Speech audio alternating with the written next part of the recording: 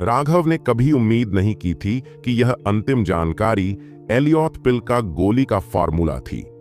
इससे स्वाभाविक रूप से वह खुशी से पागल हो गया। सुथरा बॉडी आर्ट का दूसरा सितारा था। यह दाएं हथेली के केंद्र में स्थित था, बाएं पैर में समृद्ध स्टार के विपरीत स्थान पर। दूसरे शब्दों में, राघव अब असुरा सुथरा बॉडी आर्ट के दूसरे स्तर की खेती कर सकता था। उसका समृद्ध सितारा अब पूर्णता पर पहुंच गया था, जिससे राघव को खुद पर बहुत भरोसा हो गया था। यदि वह दूसरा सितारा खोल सकता है तो यह 2 डेंटियन के बराबर होगा, जिससे वह अपनी साधना की गति को और भी अधिक बढ़ा सकेगा। सिर्फ एक समृद्ध स्टार ने ही राघव की लड़ाकू क्षमता को आसमान छूने दिया था। अगर वह एलियट स्टार को भी संघनित करने में सफल हो जाता तो दोनों सितारों के सुपरपोजिशन के साथ उसकी शक्ति कितनी भयानक हो जाती। अपने सपने और उस शक्तिशाली व्यक्ति के बारे में सोचते हुए, जिसके पास विशाल दिव्य अंगूठी और उसकी आंखों में 9 सितारे थे, राघव का दिल बेतहाशा धड़क रहा था। शायद सच में एक दिन आएगा जब वह भी इतना शक्तिशाली होगा। रुको, क्या? जब राघव ने गोली के फार्मूले को देखा तो वह चौंक गया। ज्वाला छिपकली सींग, बर्फ ठंडा अजगर सा रक्त, किलिन फल, 9 स्वाद कुडिंग अमर गुलदाउदी।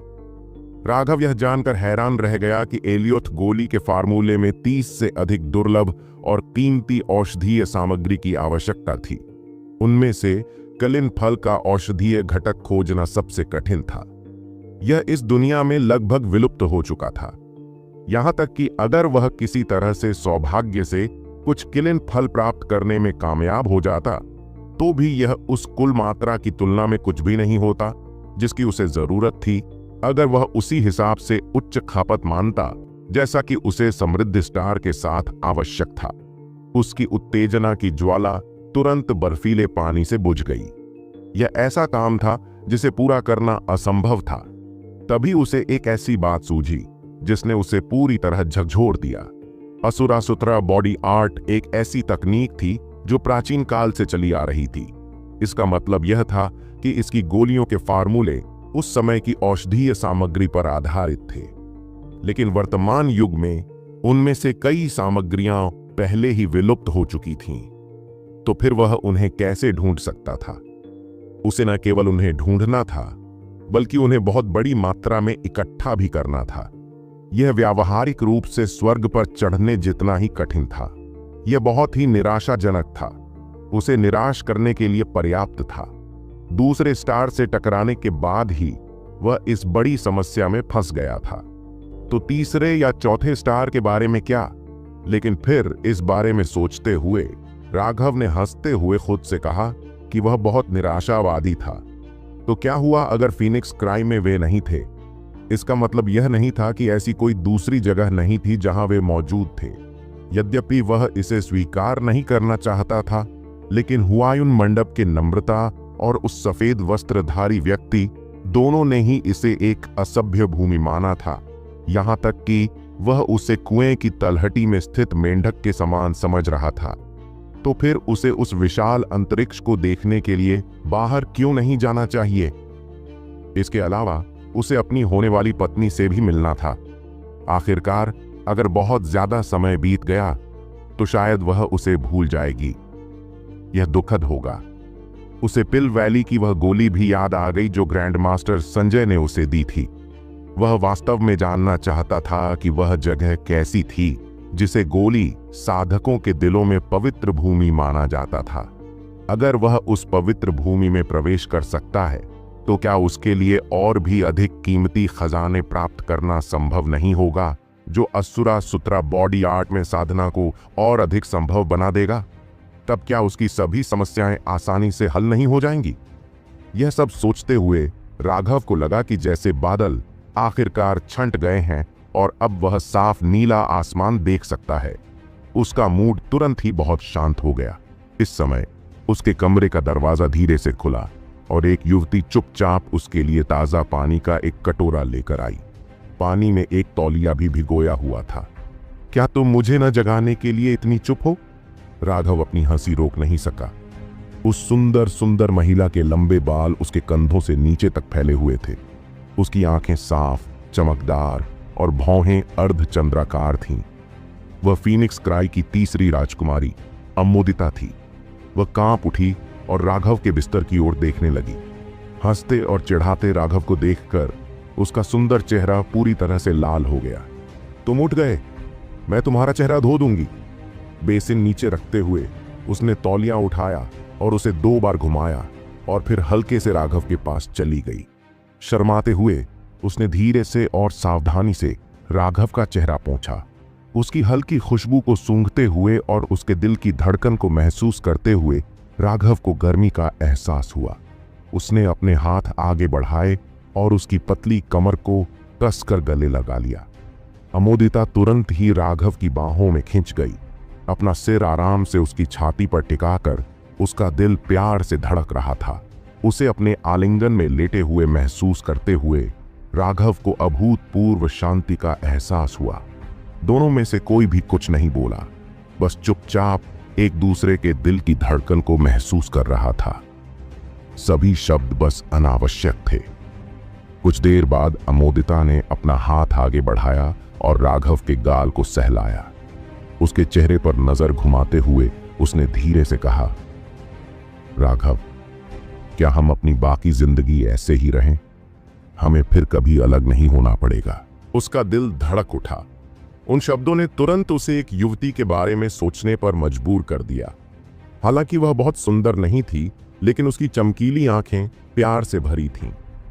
मैं बस यही उम्मीद करती हूं कि जब आप भविष्य में इस हार को देखेंगे तो आपको याद आएगा कि एक बार एक लड़की थी जिसका दिल आपके साथ शिकार पर जाने और बच्चे पैदा करने के लिए तरस रहा था। हार को अपनी गर्दन पर रगड़ते हुए राघव खुद को आहें भरने से नहीं रोक सका। उसके विचार उस छोटे से गांव पर आ गए। अब वह कैसी थी? क्या हुआ? अमोदिता को लगा कि राघव कुछ और सोच रहा था। राघव ने उसे शुरू से अंत तक सब कुछ बताया। राजेश का पीछा, कुछ सुनसान चट्टानों के पास लगभग मरते हुए तारा द्वारा बचाया जाना। राघव, वह तारा एक दयालु और ईमानदार लड़की है, तुम उसे क्यों अस्वीकार करोगे?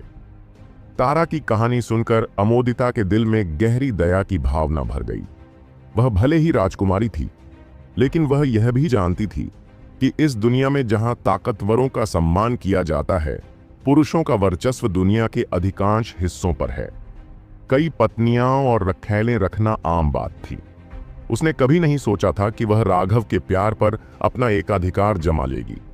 जब उसने तारा के साथ उसके कड़वे अनुभव के बारे में सुना तो वह दया महसूस करने से खुद को नहीं रोक पाई। लेकिन साथ ही उसे यह भी डर लगने लगा कि तारा के साथ जो दुखद स्थिति हुई थी वह उसके साथ भी दोहराई जाएगी। अमोदिता के चेहरे पर भयभीत खरगोश जैसा भाव देखकर उसने उसके माथे पर हल्के से चुंबन लिया। क्या तुम एक दूसरे से किया वादा भूल गए हो? अमोदिता की आंखें धुंधली हो गईं, क्योंकि उसे एक बार फिर फीनिक्स क्राई लालटेन फेस्टिवल याद आ गया।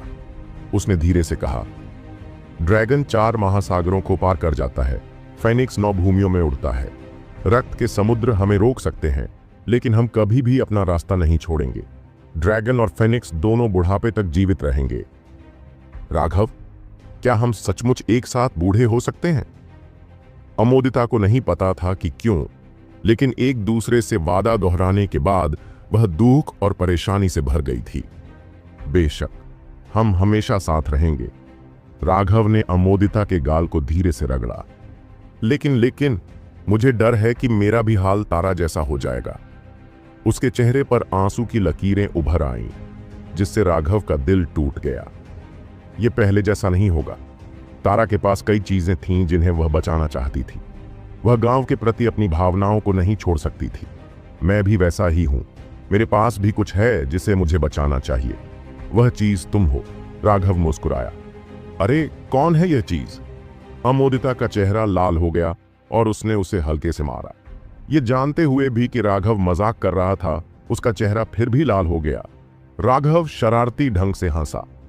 अमोदिता का दिखावटी गुस्सा बेहद प्यारा था, जिससे वह अपनी उदासी भूल गया। वर्तमान अमोदिता एक अभिशाप से मुक्त परी की तरह थी। अब उसे खुद के अलावा किसी और का दिखावा नहीं करना पड़ता था। उसकी कोमलता ने राघव को पूरी तरह से मंत्रमुग्ध कर दिया। उसकी कमर को गले लगाते हुए राघव ने चाहा कि समय हमेशा के लिए इस पल में रुक जाए। लेकिन वह जानता था कि हालांकि शर्मा परिवार का संकट आखिरकार हल हो गया था, लेकिन इसका मतलब यह नहीं था कि सब कुछ खत्म हो गया था। अभी भी बहुत कुछ करना बाकी था। राघव, सीमा कौन है? अमोदिता ने अचानक पूछा। राघव कुछ देर के लिए तो यह नहीं समझ पाया कि क्या जवाब दे। मेरे पास कोई और मतलब नहीं है। मैं बस बड़ी बहन सीमा के बारे में थोड़ा जानना चाहती हूँ। मुझे उम्मीद है कि भविष्य में हम अच्छे से मिल सकेंगे, अमोदिता ने जल्दी से समझाया। जब उसने देखा कि राघव अवाक थी, राघव ने एक पल के लिए इसके बारे में सोचा और तुरंत महसूस किया कि उसकी मां ने लापरवाही से यह गपशप लीक कर दी थी, अन्यथा अमोदिता को सीमा के बारे में पता नहीं चलता। धन्यवाद, राघव ने अचानक उसे धन्यवाद दिया। तुम मुझे धन्यवाद क्यों दे रहे हो? अमोदिता हैरान था। एक साम्राज्य की राजकुमारी के रूप में मैंने वास्तव में तुम्हारे लिए यह कठिन बना दिया है। राघव जानता था कि अमोदिता द्वारा सीमा को बड़ी बहन कहना इसका मतलब था कि वह पहली मुख्य पत्नी नहीं बनना चाहती थी। एक महिला के लिए यह निश्चित रूप से एक बहुत बड़ा बलिदान था। अमोदिता ने अपना सिर हिलाया। मुझे नहीं लगता कि मेरे साथ अन्याय हुआ है। असल में मैं खुद को बहुत धन्य महसूस करती हूँ। मुझे हमेशा ऐसा लगता था कि मैं हमेशा के लिए एक जाल में फंसी हुई छोटी चिड़िया बनकर रह जाने के अभिशाप में थी। ये तुम ही थे जिन्होंने मेरे लिए सब कुछ बदल दिया। मुझे नहीं पता क्यों, लेकिन जब मैंने तुम्हें पहली बार देखा तो मुझे तुरंत एक अजीब सी अनुभूति हुई। अब जब मैं पीछे मुड़कर सोचती हूं तो मुझे लगता है कि शायद यह सिर्फ किस्मत थी। हाँ, यह भाग्य था। यह भी पहली बार था जब मुझे जाल में फंसी मछली की तरह बांध दिया गया था और लगभग पेस्ट में बदल दिया गया था। राघव हंसा। तुमने भी मुझे तब नहीं मारा था, बदमाश। अमोदिता ने धीरे से उसे एक चुटकी दी। उसका चेहरा पके हुए सेब की तरह लाल हो गया। पहली मुलाकात के बारे में सोचते हुए उन्होंने एक दूसरे को देखा और अचानक हंस पड़े और एक दूसरे से चिपक गए। राघव ने अमोदिता को सीमा के साथ हुई सारी बातें बताईं। उसने उसे सीमा द्वारा उसे स्कारलेट फ्लेम स्नो वुल्फ भेजने की बात भी बताई। राघव, तुम एक अच्छे इंसान हो। उसकी बात सुनने के बाद अमोदिता ने धीरे से राघव के गाल को सहलाया। राघव से मिलने के बाद अमोदिता को उसके अतीत के बारे में सब पता चल गया था। वह जानती थी कि राघव ने बहुत दर्द सहा है, जितना उसने कभी नहीं सहा था। लेकिन फिर भी राघव ने सीमा के खिलाफ अपनी सगाई तोड़ने के लिए जरा भी नाराजगी नहीं जताई। उसने यह भी सोचा कि वह क्या चाहती है। अमोदिता की नजर में राघव वाकई बहुत दयालु था, लेकिन राघव को चाहे उसका चेहरा कितना भी मोटा क्यों न लगे, वह इससे शर्मिंदा हुए बिना नहीं रह सका। वह दयालुता बिल्कुल शुद्ध नहीं थी। उस समय उसने ऐसा सिर्फ इस उम्मीद में किया था कि सीमा उसके बारे में बेहतर सोचेगी। सच कहूं तो यह लड़कियों को पटाने की एक उच्च स्तरीय तकनीक थी। यह एक बेहतरीन तकनीक थी जिसका उसने सिर्फ इसलिए इस्तेमाल किया था क्योंकि उसे एहसास हो गया था कि सीमा वाकई एक दयालु महिला है। अब एक सुंदरी उसकी बाहों में थी और उसकी लड़कियों को आकर्षित करने की तकनीक की तारीफ कर रही थी। राघव अपना चेहरा दिखाने में बहुत शर्मिंदा था, लेकिन अमोदिता के साथ सब कुछ सही था। लेकिन उसे नहीं पता था कि उसे सीमा के साथ क्या करना चाहिए। उसे नहीं पता था कि उसके लिए उसके आकर्षण में फंसना आसान होगा या मुश्किल। हालांकि सीमा दयालु थी, लेकिन इसका मतलब यह नहीं था कि वह किसी दूसरी महिला के साथ उसका प्यार साझा करना स्वीकार करेगी। कुछ महिलाएं ऐसी भी थीं जो इसके सख्त खिलाफ थीं। इसके अलावा खुद राघव को भी यकीन नहीं था कि उनके रिश्ते में वाकई कोई प्यार या रोमांस था। ऐसा इसलिए था क्योंकि इस बिंदु तक भी यह हमेशा उसकी ओर से एक तरफा प्यार ही रहा था। यह सोचते हुए राघव को एक बार फिर सिरदर्द होने लगा। शर्मा परिवार के संकट को हल करने के बाद और भी कई मामले बाढ़ की तरह सामने आ गए। अचानक बाहर से कदमों की आवाज आई, जिससे अमोदिता राघव के आलिंगन से डरकर छूट गया। राघव के कमरे का दरवाजा खोला गया। राघव की मां और पिता अंदर आए। यह देखकर कि राघव पहले से ही बैठने में सक्षम था, वे बेहद खुश हुए। तुम्हारी हालत कैसी है? विक्रम राघव के पास गया और उसके चेहरे का निरीक्षण किया। मैं काफी हद तक ठीक हो गया हूं, राघव ने कंधे उचका दिए। समृद्धि स्टार के एक सच्चे स्टार बनने के बाद उसकी रिकवरी दर एक चौंकाने वाले स्तर तक बढ़ गई थी। जब वह जागा तो उसका शरीर पहले ही ठीक हो चुका था। ठीक है पिताजी, आपके घाव कैसे हैं? राघव ने चिंतित होकर पूछा। हालांकि राघव ने सबसे भीषण युद्ध का अनुभव किया था, लेकिन उसकी चोटें इतनी गंभीर नहीं थीं। दूसरी ओर विक्रम की चोटें सबसे ज्यादा चिंताजनक थीं। विक्रम ने थोड़ा मुस्कुराया। उन्हें पहले से ही चिंता करने की कोई बात नहीं है। कीमियागर गिल्ड ने मुझे काफी औषधीय गोलियां भेजी हैं। नए गिल्ड चेयरमैन ने मेरे घावों का व्यक्तिगत रूप से इलाज भी किया। मुझे बस कुछ ही दिनों में पूरी तरह से ठीक हो जाना चाहिए। ये कहते हुए विक्रम गर्व से भर गया।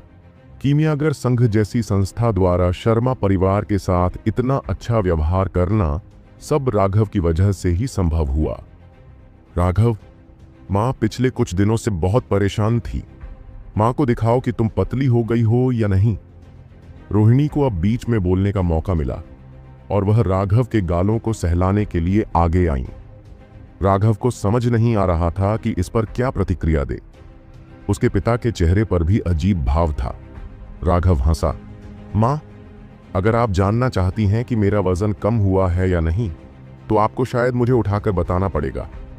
विक्रम और अमोदिता दोनों दिल खोलकर हंसे। रोहिणी ने गुस्से से कहा, ये बच्चे, तुम इतने शरारती कब हो गए? तुम अपनी माँ पर मजाक करने की हिम्मत कैसे कर सकते हो? तुम अब बच्चे नहीं रहे, माँ तुम्हें कैसे लेने आएगी? उनका छोटा समूह हंसा और सौहार्दपूर्ण ढंग से बातचीत की। विक्रम ने देखा कि राघव का रंग रूप बहुत अच्छा था। बिल्कुल भी ऐसा नहीं था जैसे किसी ने अभी अभी एक महान युद्ध का अनुभव किया हो और घायल हो गया हो। हालांकि वह इससे संतुष्ट था, लेकिन अंदर से वह हैरान भी था। उसकी रिकवरी क्षमता बहुत ही आश्चर्यजनक थी, व्यावहारिक रूप से जादुई जानवरों के बराबर। ठीक है, लिटिल स्नो और सिद्धार्थ कैसे हैं? राघव ने अचानक पूछा। सिद्धार्थ, वह बच्चा, वास्तव में एक विचित्र प्राणी है। इतनी सारी हड्डियों को चीरने वाली सुइयों को सहने के बाद भी वह जागने से पहले केवल एक रात ही सो पाया, और जैसे ही वह उठा वह बहुत भूखा था और हमारे घर में जो कुछ भी खाने लायक था वह सब खा गया। हमें उसे पहले ही और अधिक भोजन लाने के लिए बाहर चरागाह में भेजना पड़ा, रोहिणी ने कहा। इस महान संकट के बाद रोहिणी अब सिद्धार्थ को अपना बच्चा मानती थीं। राघव ने हल्के से मुस्कुराया। उसे पता था कि यह उस तरल पदार्थ के प्रभाव के कारण था जो उसे स्पिरिट वर्ल्ड विशेषज्ञ ने दिया था। उस तरल पदार्थ में अत्यंत सघन जीवन ऊर्जा थी और वह अत्यधिक कीमती था। अगर राघव का अनुमान गलत नहीं था तो यह संभवतः उस विशेषज्ञ के जीवन सार का एक निशान था। इस तरह का उपहार निश्चित रूप से कोई हल्का उपहार नहीं था। सिद्धार्थ की अनोखी शारीरिक संरचना को देखते हुए इतनी तेजी से स्वस्थ होना स्वाभाविक ही था, क्योंकि उनके शरीर को इतना शक्तिशाली पोषण दिया गया था। हालांकि उसका शरीर ठीक हो रहा था, लेकिन इतने लंबे समय तक प्रताड़ित होने के बाद उसे निश्चित रूप से बहुत अधिक ऊर्जा की आवश्यकता थी। वह शायद इस समय पागलों की तरह मांस खा रहा था। लिटिल स्नो के बारे में हमें नहीं पता कि वह कैसे ठीक हो रहा है। हमने उसे एक कमरे में बंद कर दिया है और वह किसी को भी अपने पास नहीं आने देता, रोहिणी ने समझाया। हाँ, चलो जाकर देखते हैं। राघव ने अपने कपड़े ठीक किए और शर्मा एस्टेट के बाहरी कमरे में पहुंचा। कमरे की एक दीवार टूटी हुई थी।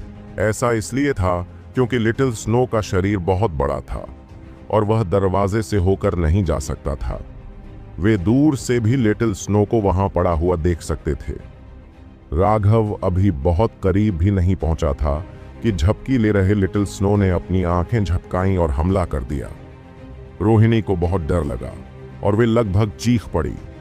इतने बड़े जानवर का सामना करते हुए हर किसी को सहज रूप से डर लगता है, यहां तक कि विक्रम को भी एक शक्तिशाली दबाव महसूस हुआ। राघव ने हंसते हुए लिटिल स्नो के सिर को गले लगा लिया। लगता है तुम भी ठीक हो गई हो। उसकी शक्तिशाली आध्यात्मिक शक्ति बाहर निकलकर लिटिल स्नो के शरीर में प्रवेश कर गई। लिटिल स्नो की टूटी हड्डियां पहले ही वापस जुड़ चुकी थीं, लेकिन अभी भी कुछ जगहें ऐसी थीं जहां यह पूरी तरह से वापस नहीं बढ़ी थी और इसलिए वहां कई दरारें थीं। लेकिन राघव की सभी औषधीय गोलियां उच्च गुणवत्ता वाली थीं और इसलिए वे बहुत प्रभावी थीं। लिटिल स्नो की शक्तिशाली रिकवरी क्षमता को जोड़ते हुए पहले से ही चिंता करने की कोई बात नहीं थी। तुम्हारे बड़े घाव अभी अभी ठीक हुए हैं, तुम्हें आराम से रहना होगा और कोई तीव्र हरकत नहीं करनी होगी, समझी? राघव ने प्यार से लिटिल स्नो के सिर को सहलाया। वू वू। लिटिल स्नो ने अपना सिर राघव की छाती पर रगड़ा। रोहिणी ने उस आज्ञाकारी और प्यारे लिटिल स्नो को देखा जो व्यावहारिक रूप से एक पिल्ला की तरह व्यवहार कर रहा था और खुद को रोक नहीं पाई और उत्सुकता से पूछा, राघव, क्या वह समझ सकता है कि आप क्या कह रहे हैं? हाँ, काफी हद तक। वह मेरे साथ ही बड़ा हुआ है, इसलिए वह मेरे इरादों को समझता है, राघव ने समझाया। हकीकत में लिटिल स्नो राघव की बात को समझने में असमर्थ था, लेकिन उनके आध्यात्मिक संबंध के कारण वह राघव के विचारों को समझ सकता था। उसी समय राघव लिटिल स्नो की भावनाओं को भी समझ सकता था, लेकिन यह संचार शब्दों के माध्यम से नहीं था और इसलिए यह उतना सटीक नहीं था। तुमने उसे कहां से पाया? मुझे इसके बारे में कैसे पता नहीं चला? रोहिणी चौंक गई। हाँ, उसे सीमा ने मेरी मदद करने के लिए भेजा था, राघव ने बिना सोचे समझे जवाब दिया। लेकिन जैसे ही उसने यह कहा, उसने देखा कि उसकी मां उसे आंखों से संकेत देने की पूरी कोशिश कर रही थी। जाहिर है वह उसे अमोदिता के सामने सीमा का जिक्र न करने की चेतावनी दे रही थी। रोहिणी को पहले से ही अपने बड़े मुंह पर पछतावा था। मां, बड़ी बहन सीमा ने राघव के लिए इतना कीमती जादुई जानवर भेजा है, यह साबित करने के लिए पर्याप्त है कि बड़ी बहन सीमा के मन में राघव के लिए गहरी भावनाएं हैं। यह अच्छी बात है, अमोदिता ने कहा। मां, आपने इतनी जल्दी सम्मान सूचक शब्द बदल दिया। राघव को लगा कि यह अकल्पनीय है, लेकिन जैसे ही उसने यह कहा, अमोदिता का चेहरा पूरी तरह से लाल हो गया और रोहिणी ने उसे अपनी तरफ खींच लिया और गुस्से में राघव से कहा, बच्चे, मैं तुम्हें बता दूं, अमोदिता पहली बहू है।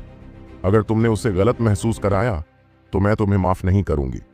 रोहिणी के शब्द बेहद चतुराई भरे थे। पहली बहू शब्द का इस्तेमाल उल्लेखनीय रूप से अच्छी तरह से किया गया था, जिससे अमोदिता को बहुत अधिक सहजता महसूस हुई। राघव निश्चित रूप से इस क्षेत्र में अपनी मां के कौशल की प्रशंसा करता था। राघव ने अपनी मां से अमोदिता की ओर देखा और कुछ नहीं कहा, बस मूर्खतापूर्ण हंसी हंसी।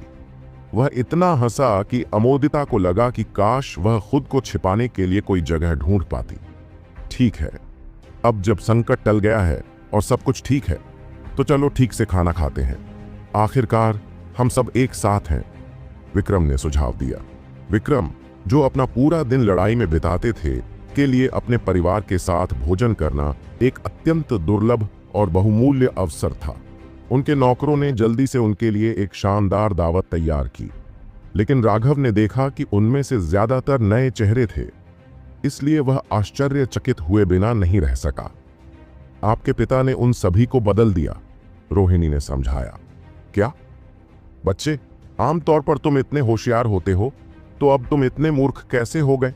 उन्होंने इतने सालों तक हमारे शर्मा परिवार का साथ दिया, हमेशा वफादार और समर्पित रहे। इस तरह के आतंक में फंसने के बाद वे लगभग अपनी जान गंवा बैठे। हमारा शर्मा परिवार उनका बहुत ज्यादा आड़नी है।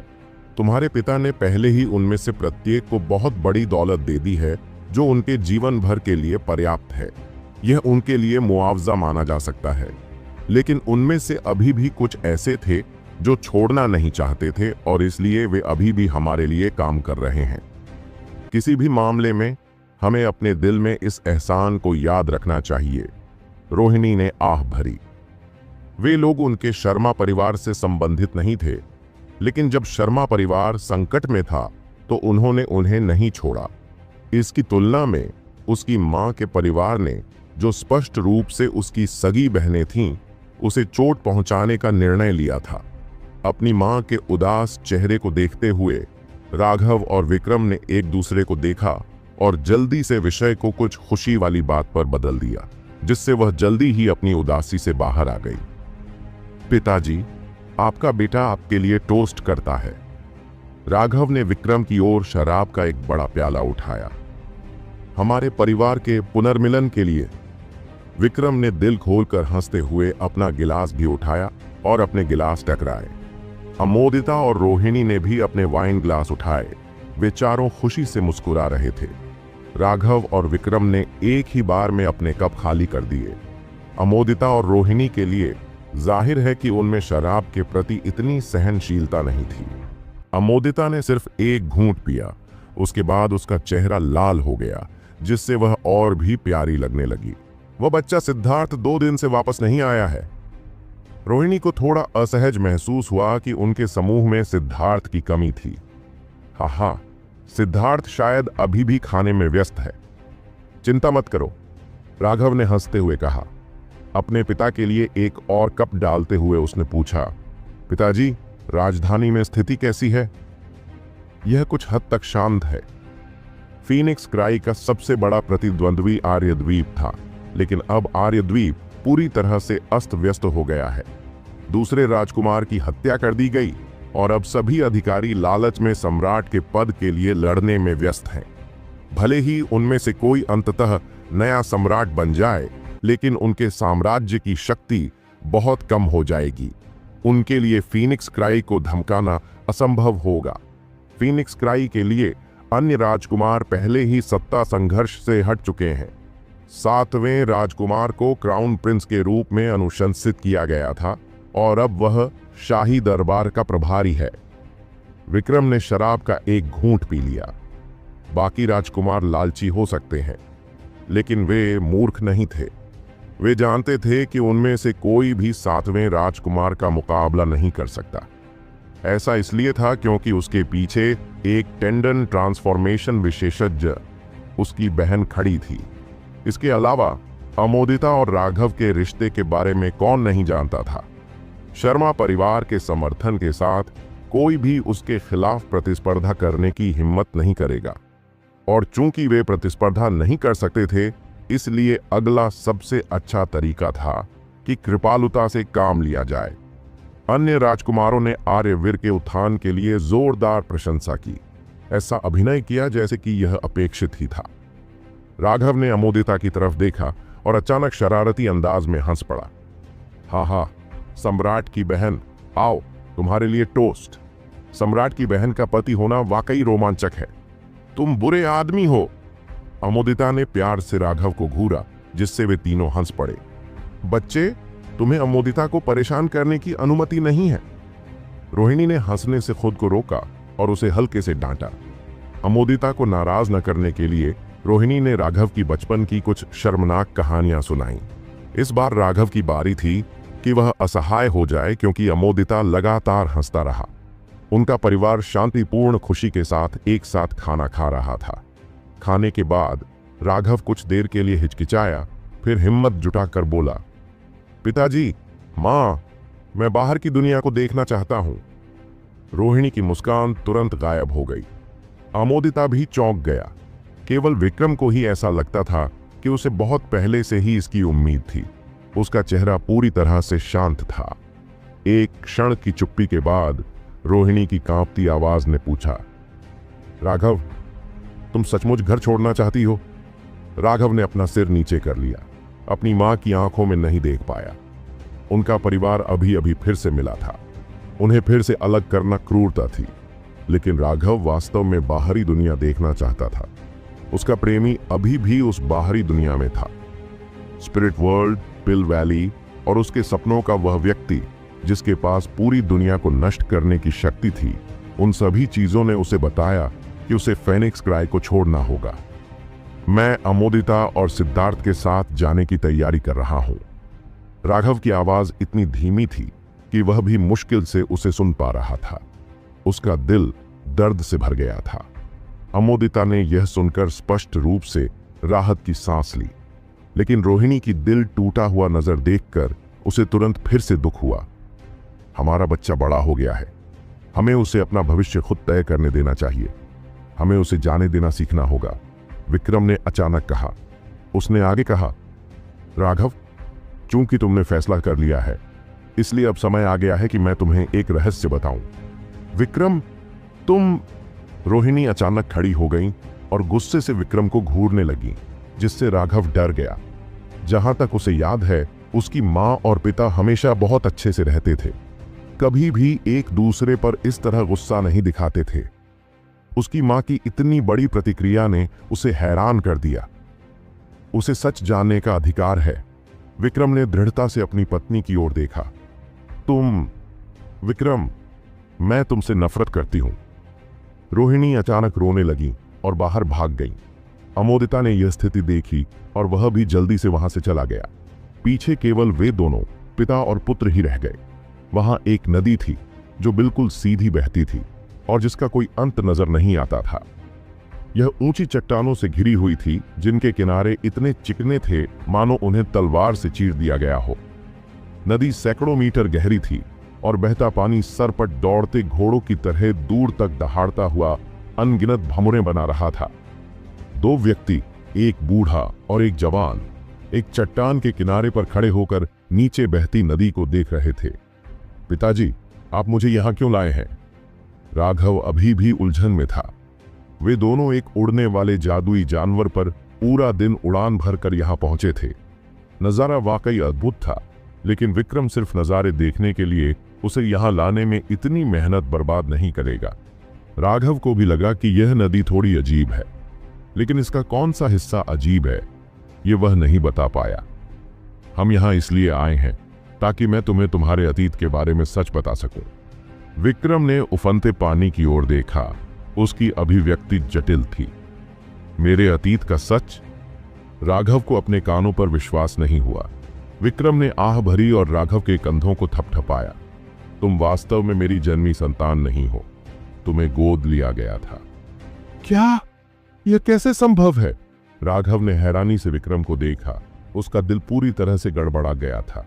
यही कारण है कि उस दिन तुम्हारी मां इतनी बेकाबू हो गई थी। वह नहीं चाहती थी कि तुम यह रहस्य जान सको। जीवन और मृत्यु की लड़ाई में भी राघव ने कभी इतना खोया हुआ महसूस नहीं किया था। वह यह स्वीकार नहीं कर सका। उसके अपने पिता और मां उसके जन्मदाता माता पिता नहीं थे। राघव का मन खाली और उदास हो गया, मानो उसने अपनी आत्मा खो दी हो। राघव, हालांकि तुम मेरे जैविक बेटे नहीं हो, लेकिन तुम्हारी मां और मेरी नजर में तुम हमारे सच्चे बेटे हो। विक्रम की आंखें धुंधली हो गईं जब उसने राघव को देखा। अगर मैं आपका जैविक पुत्र नहीं हूं, तो मैं आपके विवाह समझौते का हिस्सा क्यों था, जो आपने सीमा या मेरे जन्म से पहले किया था? राघव ने पूछा। यह सुनकर विक्रम के चेहरे पर एक पीड़ा भरी अभिव्यक्ति उभरी। उफनते पानी की ओर देखते हुए उसने कहा, तुम्हारी मां और मैं एक बच्चे की उम्मीद कर रहे थे, लेकिन गर्भावस्था के 7वें महीने में एक दुर्घटना के कारण तुम्हारी मां का गर्भपात हो गया। हमने एक बच्चे को खोने का दर्दनाक एहसास किया। उस समय तुम्हारी मां इतनी पीड़ा में थी कि वह चाहती थी कि वह मर जाए। इसके अलावा उस समय मैं घर पर भी नहीं था, क्योंकि मैं शिकार करने गया था। तुम्हारी मां ने लगभग आत्महत्या कर ली थी। मेरे लौटने के बाद ही तुम्हारी मां ने मुझे इस मामले के बारे में बताया। क्या यह राजेश ने किया था? राघव ने अपने दांत पीस लिए। विक्रम ने अपना सिर हिलाया। नहीं, उस समय मैंने अभी तक उसकी उंगली नहीं काटी थी और अभी भी राजेश के साथ मेरी इतनी दुश्मनी नहीं थी। यह वास्तव में आपकी मां की एक लापरवाही थी। यही कारण था कि वह इतने पश्चाताप और दर्द से भरी हुई थी। मैं तुम्हें एक बच्चे के रूप में पाया था और तुम्हें अपनी यात्रा पर वापस लाया था, जबकि मुझे अभी भी पता नहीं था कि क्या हुआ था। तुमने संयोग से अपनी मां के दिल में पछतावा भर दिया। इस बारे में बोलते हुए हम दोनों को तुम्हारा शुक्रिया अदा करना चाहिए, अन्यथा तुम्हारी मां के स्वभाव के अनुसार वह अवसाद शायद पहले ही उनकी जान ले चुका होता। राघव चुप रहा। विक्रम ने उसके कंधे पर थपथपाया। असली मर्दों को सिर्फ खून के रिश्ते की वजह से परेशान होने की जरूरत नहीं होती। भले ही तुम मेरे जन्म के बेटे न हो, मैं हमेशा तुम्हें हवा या बारिश से बचाने की कोशिश में अपना समय बिताऊंगा। भले ही मैं तुम्हारा जन्मदाता न हो, अगर मैं वाकई मुसीबत में पड़ गया तो क्या तुम फिर भी मेरे लिए अपनी जान जोखिम में नहीं डालोगे? खून जैसी बेतुकी चीजों के बारे में चिंता करने की कोई जरूरत नहीं है। राघव ने सिर हिलाया। उसे भी लगा कि एक अनसुलझे मुद्दे पर बहस करने की कोई जरूरत नहीं है, लेकिन फिर भी जिन माता पिता से वह प्यार करता था उनके लिए यह स्वीकार करना मुश्किल था कि वे उसके जन्मदाता माता पिता नहीं थे। तुम्हारी माँ और मैं तुम्हें अपनी जिंदगी जितना ही कीमती मानते हैं। यह बात तुम्हारी माँ के लिए खास तौर पर सच है। पहले ही एक बच्चे को खो चुकी माँ के लिए तुम ही सब कुछ हो, विक्रम ने कहा। राघव कांप उठा। उसे आखिरकार समझ में आ गया कि विक्रम ने शेरा से क्यों कहा था कि वह सबसे बुरी स्थिति में भी राघव की हर चीज से ज्यादा रक्षा करे, यहां तक कि उसकी मां की भी। उस समय उसे लगा था कि उसके पिता ने उसकी मां को छोड़ दिया है, यह सोचकर कि वह उसकी मां की जगह उसकी रक्षा करेगा। उसे कुछ गुस्सा और निराशा हुई, लेकिन अब उसे आखिरकार अपने पिता का दर्द समझ में आ गया। उसकी मां पहले ही एक बच्चे को खो चुकी थी। वह दूसरे बच्चे को खोने का गम बिल्कुल भी बर्दाश्त नहीं कर पाएगी। अगर उसके पिता ने राघव को मरने देते हुए उसकी मां को बचा लिया तो वह जीवन भर उससे नफरत करेगी। यह सोचकर कि उसके माता पिता का उसके प्रति कितना गहरा प्यार था, राघव अपने आंसुओं को रोक नहीं सका और रोने लगा।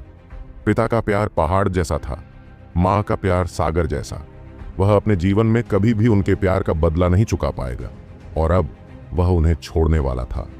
वह वाकई बहुत बेरहम था।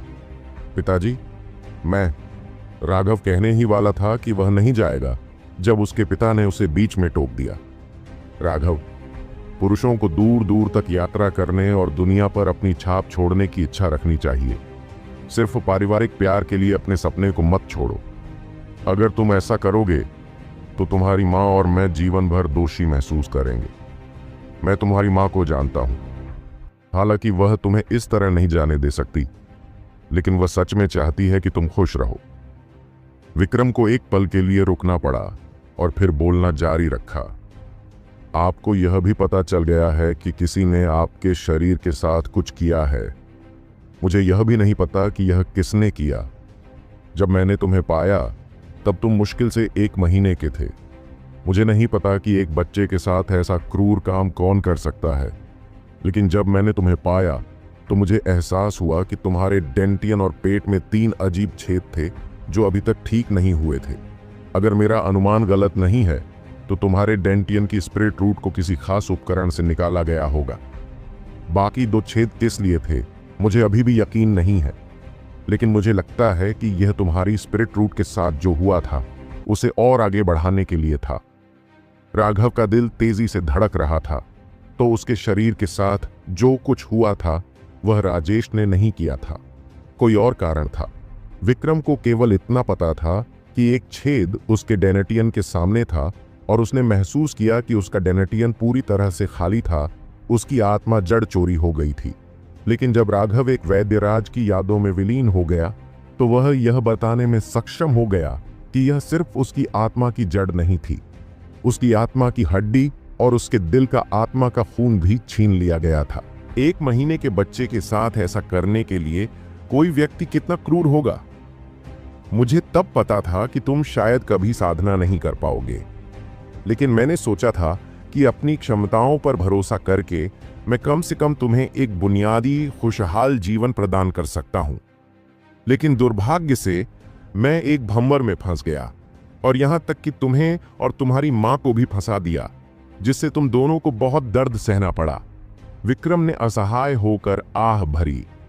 शुरू में तुम्हारी मां और मैंने सोचा था कि हमारी सहायता से तुम बेफिक्र होकर जीवन जी सकोगे, लेकिन अब तुम्हारी किस्मत पूरी तरह से पलट गई है। अभी भी तुम्हारी मां और मैं तुम्हारी रक्षा करने में असमर्थ हैं। इसलिए तुम्हारे जाने से पहले ही मैं मानसिक रूप से तैयार था। आज मैं तुम्हें ये बातें बताने के लिए यहाँ लाया हूँ। आखिरकार तुम्हारे अपने जन्मदाता माता पिता हैं। तुम्हारी माँ और मैं अपने बच्चे को खोने का दर्द जानते हैं, इसीलिए मुझे लगता है कि तुम्हें सच पता होना चाहिए। मेरे जन्मदाता माता पिता कौन हैं? राघव ने गहरी सांस ली। विक्रम ने अपना सिर हिलाया। मुझे नहीं पता। जब मैंने तुम्हें पाया था तब यह ठीक इसी जगह पर था। दो लोग भयंकर लड़ाई कर रहे थे। यहां जो नदी तुम देख रहे हो वह उनकी तलवारों में से एक के वार से बनी है। राघव चौंक गया। वह अविश्वास से नदी की ओर देखने लगा। कुछ भी कहने में असमर्थ था। अगर मैंने इसे व्यक्तिगत रूप से नहीं देखा होता तो मैं भी इस पर विश्वास नहीं करता, लेकिन यह वास्तव में सच है। वे दोनों आसमान में भयंकर लड़ाई कर रहे थे। जब वे हवा में ऊपर लड़ रहे थे तो उनके शरीर से प्रकाश चमक रहा था। उनकी तलवार आध्यात्मिक ऊर्जा पहाड़ों को भेद रही थी। विक्रम की आंखें एकाग्र नहीं हो पाईं क्योंकि वह अपनी यादों में डूब गया था। हालांकि तब से 10 साल से ज्यादा समय बीत चुका था, लेकिन जब भी वह इसके बारे में सोचता था तो उसे हमेशा की तरह झटका लगता था। उस समय मैं आपकी मां की गर्भावस्था के लिए पौष्टिक भोजन के रूप में लाल सींग वाले एल्क का शिकार करने के लिए अकेला बाहर गया था। इस तरह मैंने इतनी चौंकाने वाली लड़ाई देखी। मैंने तुरंत खुद को दूर छिपा लिया। अंत में उनमें से एक ने एक गुप्त कला का इस्तेमाल किया और उनकी तलवार आध्यात्मिक ऊर्जा फट गई। विचित्र रेखाएं उड़कर आकाश में भर गईं और उसने दूसरे को मारने के लिए एक ही अंतिम वार किया। उस तलवार के वार से इतनी बड़ी नदी बन गई। मैं उस समय बहुत डर गया था क्योंकि मैंने पहले कभी किसी को इस स्तर तक साधना करते नहीं देखा था। तलवार के वार के बाद ही मुझे एहसास हुआ कि उस व्यक्ति के हाथ में एक बच्चा था। उस व्यक्ति ने बस मेरी तरफ देखा और मैं तुरंत हिलने में असमर्थ हो गया। और फिर मेरे आसपास की हवा बदल गई और मैं अनजाने में ही उस व्यक्ति के पास पहुंच गई। मुझे लगा कि अब मेरा अंत हो गया है, लेकिन फिर उस व्यक्ति ने वास्तव में बच्चे को मुझे सौंप दिया और मुझसे कहा कि मैं उसका पालन पोषण करके उसे एक अच्छा वयस्क बनाऊं। मैं बिल्कुल अचंभित थी, समझ नहीं पा रही थी कि इतना शक्तिशाली व्यक्ति मुझे बच्चा क्यों सौंपेगा। उस व्यक्ति के ऐसा कहने के बाद उसके हाव भाव अचानक बदल गए। उसने हाथ हिलाकर मुझे वापस भेज दिया। उसके शरीर पर अनगिनत रेखाएं उभर आईं और वह धीरे धीरे गायब हो गया। अपनी कहानी में इस बिंदु पर पहुंचकर विक्रम आह भरने से खुद को नहीं रोक सका। ऐसा लग रहा था जैसे कल ही ऐसा हुआ हो। वह याद आज भी उतनी ही जीवंत थी जितनी पहले हुआ करती थी। राघव, हालांकि मुझे नहीं पता कि तुम्हारे जन्मदाता माता पिता कौन हैं, लेकिन मैं यह कह सकता हूं कि वे बहुत ही महान व्यक्ति हैं। ऐसा इसलिए है क्योंकि जिस व्यक्ति ने तुम्हें जन्म दिया था उसने तुम्हें युवा स्वामी कहा था। इतना शक्तिशाली व्यक्ति खुद को तुम्हारा सेवक कहता था। राघव का दिल धड़क उठा। एक सच्चा विशेषज्ञ जैसा उसने पहले कभी नहीं देखा था, जो एक ही झटके में पहाड़ को काट सकता था। वह सिर्फ एक नौकर था। फिर उसके माता पिता कितने शक्तिशाली होंगे? विक्रम ने आगे कहा। बाद में मैं कुछ प्राचीन अभिलेख पढ़ रहा था जिसमें उन अजीब रेखाओं का उल्लेख था। उन रेखाओं को रून कहा जाता है और वे अकल्पनीय रूप से शक्तिशाली हैं। जहां तक उस अंतिम तकनीक की बात है, उसे दांव परिवर्तन कहा जाता है। उस समय मैं इसे ज्यादा नहीं समझ पाया था, लेकिन बाद में मैंने अनुमान लगाया कि यह किसी भी निशान को गायब करने की एक तरह की गुप्त तकनीक थी। उसने आपकी रक्षा के लिए अपने शरीर को नष्ट कर दिया। एक बार जब मैं तुम्हें राजधानी ले आया तो मैं धीरे धीरे इन बातों को भूल गया। मैंने हमेशा तुम्हें अपना सच्चा बेटा माना। मुझे लगा कि शायद तुम हमें कभी नहीं छोड़ोगे, लेकिन कुछ दिनों पहले हुई बड़ी लड़ाई के बाद मुझे लग रहा है कि शायद यही नियति है। क्या भाग्य? राघव ने पूछा। अपनी मृत्यु से ठीक पहले उस विशेषज्ञ ने मुझसे कहा था कि यदि आप अपने जीवन काल में साधना करने में असमर्थ रहे तो आप एक साधारण व्यक्ति बनकर सुखी जीवन जी सकते हैं, लेकिन अगर आप खेती कर सकते हैं तो उन्होंने मुझसे कहा कि मैं आपको इस बारे में सब कुछ बता दूं और आपको अपना निर्णय लेने दूं। शुरू में मैंने सोचा था कि तुम हमेशा के लिए सच्चाई नहीं जान पाओगे, लेकिन जब मैंने उस सफेद पोशाक वाले आदमी के साथ तुम्हारी तीखी लड़ाई देखी तो मुझे पता था कि तुम चले जाओगे। तुम्हारी मां नहीं चाहती कि तुम यहां से जाओ, क्योंकि उसे डर है कि एक बार तुम्हें यह सब पता चल गया तो तुम बदला लेने निकल पड़ोगे। वह व्यक्ति राघव के साथ उड़ रहा था एक के बाद एक दुश्मनों से मिल रहा था। अंत में उसे दांव परिवर्तन का उपयोग करके दुनिया में विलीन होने के लिए मजबूर होना पड़ा, जिससे उसके निशान मिट गए। यह कहने की जरूरत नहीं थी कि उसके दुश्मन बिल्कुल भयानक होंगे। अगर राघव को सच पता चल गया तो वह निश्चित रूप से बदला लेने का फैसला करेगा। यही उसकी मां सोचती थी। उसे अनगिनत भयानक विशेषज्ञों का सामना करना पड़ेगा, जिनकी शक्ति की कल्पना उनमें से कोई भी नहीं कर सकता। दुश्मनी का बदला तो लेना ही चाहिए, लेकिन पापा चिंता मत करो, मैं बिना सोचे समझे खुद को मौत के घाट नहीं उतारूंगा, राघव ने कहा। उसके आत्मिक रक्त को चुराने, उसकी आत्मिक हड्डी को लेने तथा उसकी आत्मिक जड़ को नष्ट करने की शत्रुता का निश्चित रूप से पूर्ण भुगतान किया जाना था। लेकिन अभी भी बदला लेने का समय नहीं था। उसे जल्दी से अपनी ताकत बढ़ानी थी, अन्यथा वह बस अपनी जान गंवा रहा होता। मुझे पता था कि तुम ऐसा ही फैसला लोगे। यहां आओ, देखो कि तुम्हारे पिता और मां ने तुम्हारे लिए क्या छोड़ा है। विक्रम ने अपना हाथ घुमाया, एक पत्थर को कुचल दिया और उसके नीचे एक वस्तु दिखाई दी। पत्थर के टुकड़े उड़कर अलग हो गए, जिससे एक छोटा लपेटा हुआ पैकेट दिखाई दिया। राघव ने उसे उठाया और उसके ऊपर एक पीले रंग का कागज का टुकड़ा देखा। वह कागज का टुकड़ा बहुत ही शानदार था। देखने में वह कागज जैसा था, पर महसूस में वह मुलायम रेशम जैसा था और जानवर की खाल जितना सख्त था। उस कागज पर बहुत ही आश्चर्यजनक रेखाएं खींची गई थीं। उन रेखाओं से हल्की रोशनी निकल रही थी। उस व्यक्ति ने मुझे बताया कि ये रून अंदर की चीज की आभा को अलग कर सकते हैं। इसे 10 साल के भीतर नहीं खोला जा सकता, वरना यह और हथियारों को आकर्षित करेगा। अब 10 साल से ज्यादा समय बीत चुका है, तुम्हें इसे खोलना चाहिए, विक्रम ने कहा। राघव ने सिर हिलाया और रून से नजरें हटा लीं। पैकेज खोलते ही उसे अंदर से एक जेड पेंडेंट मिला। वह जेड पेंडेंट एक बच्चे के हाथ के आकार का था और बैंगनी रंग का था। इसे एक शक्तिशाली और प्राचीन कुंडलित ड्रैगन के रूप में उकेरा गया था। सतह पर यह इतना बड़ा नहीं लग रहा था, लेकिन जब राघव ने इसे अपने हाथ में उठाया तो उसने तुरंत अपने दिल को शांत महसूस किया। सभी सवाल, सदमा और गुस्सा जो वह महसूस कर रहा था तुरंत गायब हो गया। राघव यह जानकर आश्चर्यचकित रह गया कि अगर वह इस जेड पेंडेंट को पकड़ ले तो वह तुरंत ध्यान की अवस्था में पहुंच सकता है।